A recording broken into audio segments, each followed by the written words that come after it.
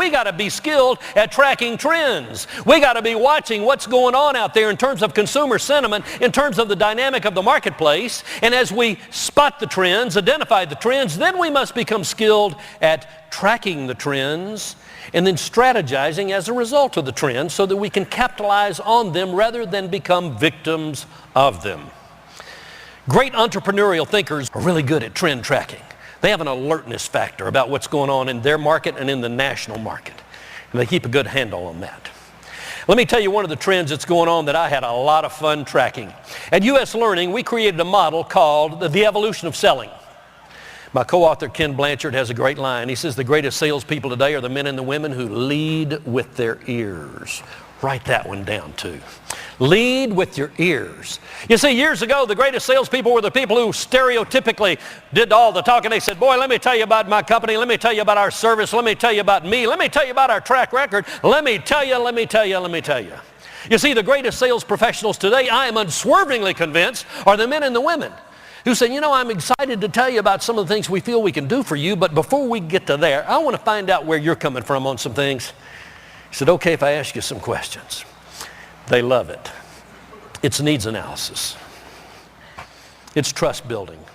You see, I am convinced that the very successful entrepreneurial thinkers in business today are becoming rapidly aware of the fact that trust and stress are inversely proportional in business relationships.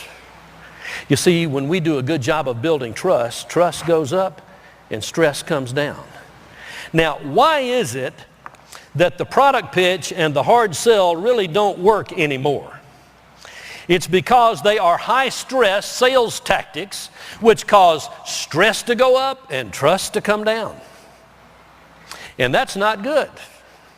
We got to be so good at dealing with people that we are sincerely doing a great job of building trust. And if we're doing that and doing that well, great things are going to happen.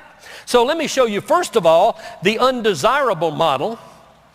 And the undesirable model works something like this.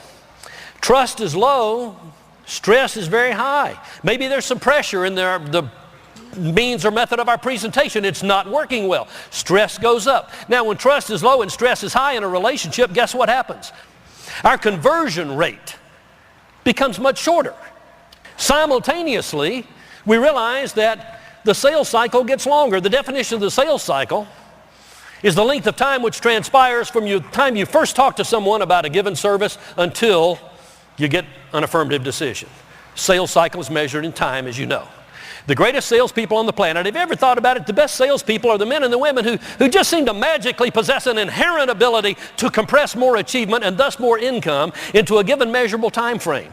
And people look at them and they say, that person is no smarter than me. That person's not working any more hours than me. What's going on? They're making 4 times more money than I am. And the answer is they are compressing more achievement into a given measurable time frame because of their uncanny, atypical skill of building trust and advancing relationships. They're keeping stress low and trust high. Now, sometimes it's challenging. How many of you ever have to deal with a weirdo? Okay? What's a weirdo? Somebody who's different from you, right? How many of you even happen to be sitting next to a weirdo this morning? Anyone at all? Okay. How many of you at this point are pretty sure you got a speaker on the stage who's a little bit weird today? I'm not going to deny that. You know, we've got a southern comedian from down outside of Memphis. His name is Brother Dave Gardner. Brother Dave had a great line. He thought he was being funny, but I thought this was deep psychology. He said, what we've got to remember is everybody's weird once you get to know them.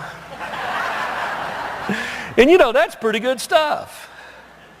Everybody's got their idiosyncrasies, but friends, if there's a communications gap to be closed, it's our job to close that gap, isn't it? Say yes.